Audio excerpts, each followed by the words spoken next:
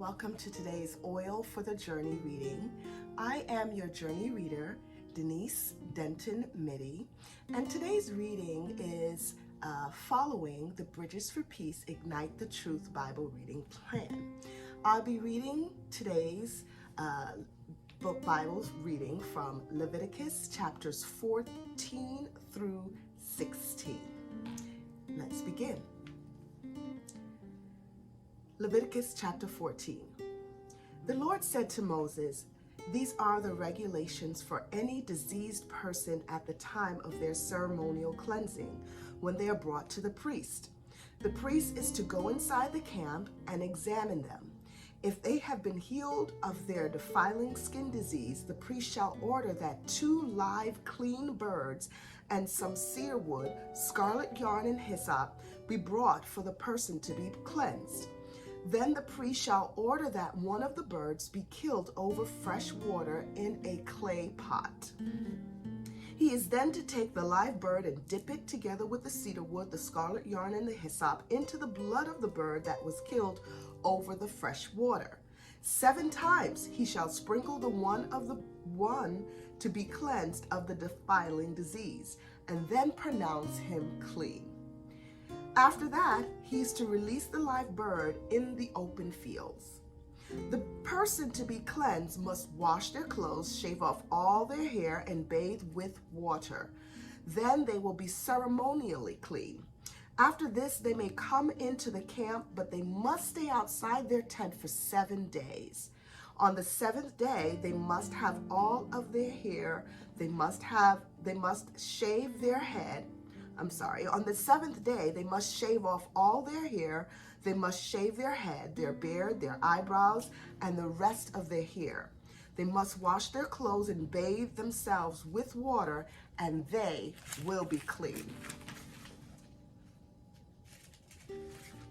On the 8th day, they must bring 2 male lambs and 1 ewe lamb, a year old, each without defect, along with 3/10 of an ephah of the finest flour mixed with olive oil for grain offering, and 1 log of oil.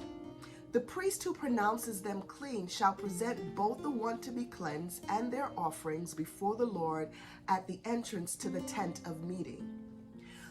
Then the priest is to take one of the male lambs and offer it as a guilt offering along with the log of oil.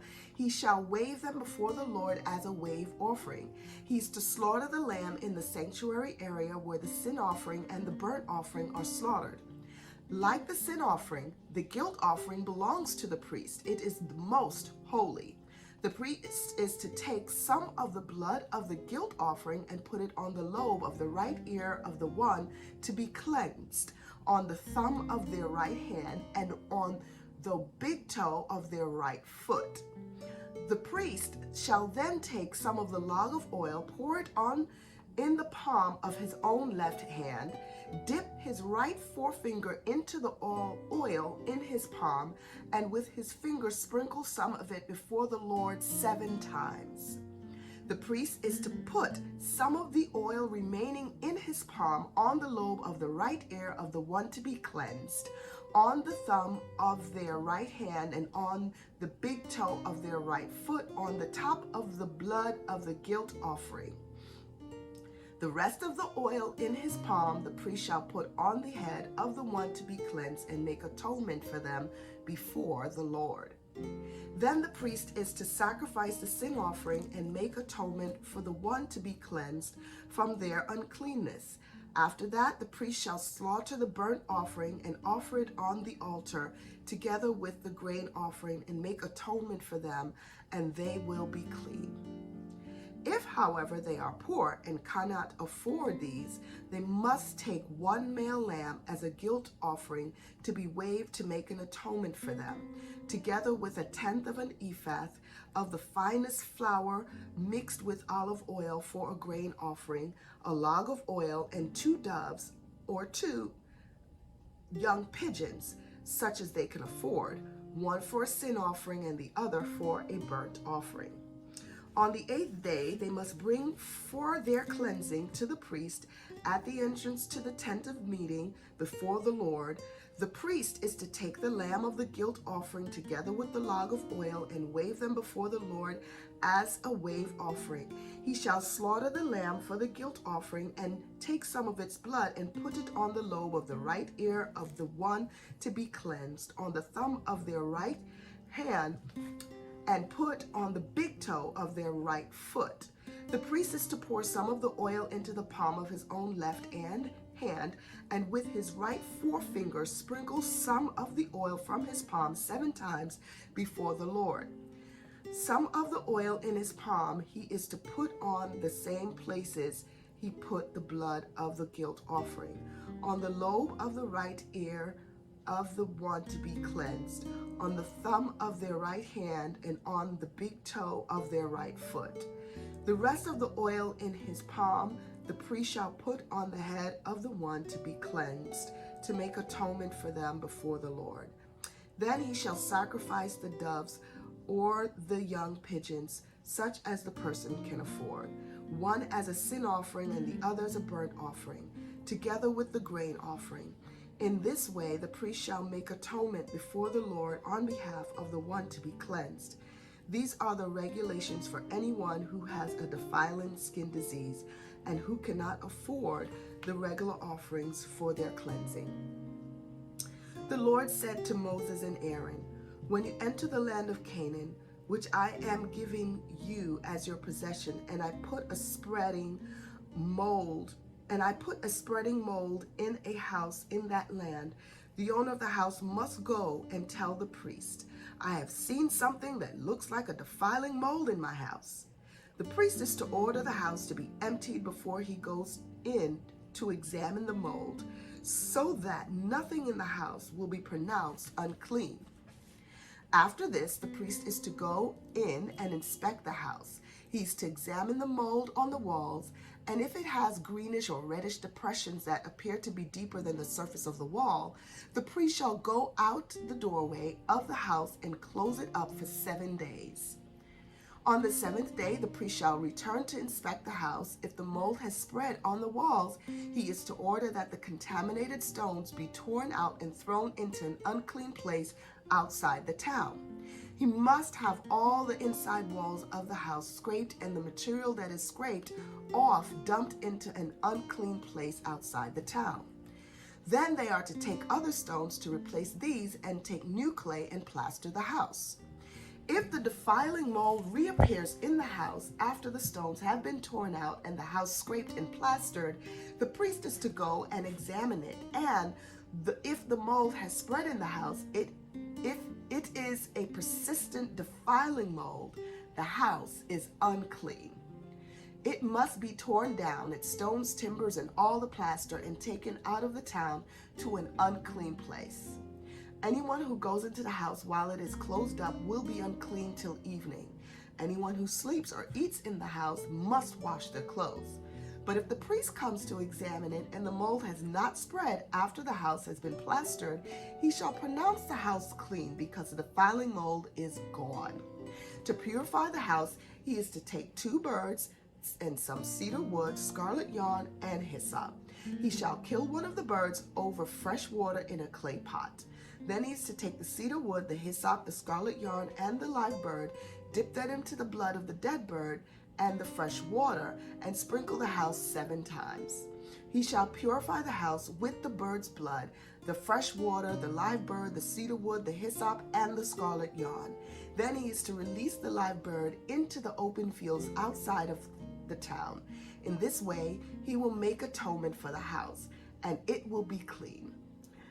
These are the regulations for any defiling skin disease, for a sore, for a defiling mold in fabric or in a house, and for a swelling, a rash, or a shiny spot, to determine when something is clean or unclean. These are the regulations for defiling skin diseases and defiling molds. Leviticus chapter 15. The Lord said to Moses and Aaron, "Speak to the Israelites and say to them, when any man has an unusual bodily discharge, such a discharge is unclean. This is how this discharge will bring about uncleanness. Any bed the man with a discharge lies on will be unclean, and anything he sits on will be unclean. Anyone who touches his bed must wash their clothes and bathe with water, and they will be unclean till evening. Whoever sits on anything that the man with a discharge sat on must wash their clothes and bathe with water, and they will be unclean till evening. Whoever touches the man who has a discharge must wash their clothes and bathe with water, and they will be unclean till evening. If the man with the discharge spits on anyone who is clean, they must wash their clothes and bathe with water, and they will be unclean till evening. Everything the man sits on when riding will be unclean, and whoever touches any of the things that were under him will be unclean till evening. Whoever picks up those things must wash their clothes and bathe with water, and they will be unclean till evening. Anyone the man with a discharge touches without rinsing his hands with water must wash their clothes and bathe with water, and they will be unclean till evening. A clay pot that the man touches must be broken, and any wooden article is to be rinsed with water. When a man is cleansed from his discharge, he is to count off 7 days for his ceremonial cleansing. He must wash his clothes and bathe himself with fresh water, and he will be clean. On the 8th day, he must take 2 doves or 2 young pigeons and come before the Lord to the entrance to the tent of meeting and give them to the priest. The priest is to sacrifice them, the one for sin offering, the other for a burnt offering. In this way, he will make atonement before the Lord for the man because of his discharge. When a man has an emission of semen, he must bathe his whole body with water, and he will be unclean till evening. Any clothing or leather that has semen on it must be washed with water, and it will be unclean till evening. When a man has sexual relations with a woman and there is an emission of semen, both of them must bathe with water, and they will be unclean till evening. When a woman has her regular flow of blood, the impurity of her monthly period will last 7 days, and anyone who touches her will be unclean till evening. Anything she lies on during her period will be unclean, and anything she sits on will be unclean. Anyone who touches her bed will be unclean. They must wash their clothes and bathe with water, and they will be unclean till evening. Anyone who touches anything she sits on will be unclean. They must wash their clothes and bathe with water, and they will be unclean till evening. Whether it is the bed or anything she was sitting on, when anyone touches it, they will be unclean till evening. If a man has sexual relations with her and her monthly flow touches him, he will be unclean for 7 days. Any bed he lies on will be unclean. When a woman has a discharge of blood for many days at a time other than her monthly period, or has a discharge that continues beyond her period, she will be unclean as long as she has a discharge, just as in the days of her period. Any bed she lies on while her discharge continues will be unclean, as is her bed during her monthly period, and anything she sits on will be unclean as during her period. Anyone who touches them will be unclean. They must wash their clothes and bathe with water, and they will be unclean till evening. When she is cleansed from her discharge, she must count off 7 days, and after that she will be ceremonially clean. On the 8th day, she must take 2 doves or 2 young pigeons and bring them to the priest at the entrance to the tent of meeting. The priest is to sacrifice one for sin offering and the other for burnt offering. In this way, he will make atonement for her before the Lord for the uncleanness of her discharge. You must keep the Israelites separate from things that make them unclean, so they will not die in their uncleanness for defiling my dwelling place, which is among them. These are the regulations for a man with discharge, for anyone made unclean by an emission of semen, for a woman in her monthly period, for a man or a woman with a discharge, and for a man who has sexual relations with a woman who is ceremonially unclean. Leviticus chapter 16. The Lord spoke to Moses after the death of the 2 sons of Aaron who died when they approached the Lord. The Lord said to Moses, "Tell your brother Aaron that he is not to come whenever he chooses into the most holy place behind the curtain in the front of the atonement cover on the ark, or else he will die. For I will appear in the cloud over the atonement cover. This is how Aaron is to enter my most holy place. He must bring a young bull for a sin offering and a ram for a burnt offering. He's to put on the sacred linen tunic with linen undergarments next to his body. He is to tie the linen sash around him and put on the linen turban.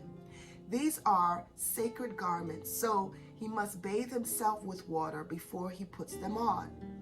From the Israelite community, he is to take 2 male goats for a sin offering and a ram for a burnt offering. Aaron is to offer the bull for his own sin offering to make atonement for himself and his household. Then he is to take the 2 goats and present them before the Lord at the entrance of the tent of meeting. He is to cast lots for the 2 goats, 1 lot for the Lord and the other for the scapegoat. Aaron shall bring the goat whose lot falls to the Lord and sacrifice it for a sin offering. But the goat chosen by lot as the scapegoat shall be presented alive before the Lord to be used for making atonement, by sending it into the wilderness as a scapegoat. Aaron shall bring the bull for his own sin offering to make atonement for himself and his household, and he is to slaughter the bull for his own sin offering.